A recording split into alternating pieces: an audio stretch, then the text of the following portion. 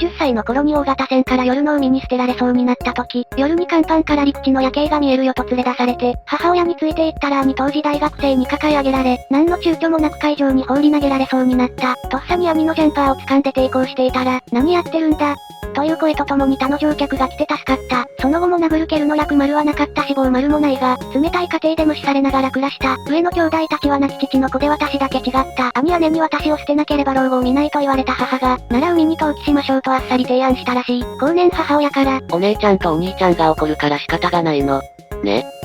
と出ていくように促され、大阪に出たが正直逃げ切ったと安堵している。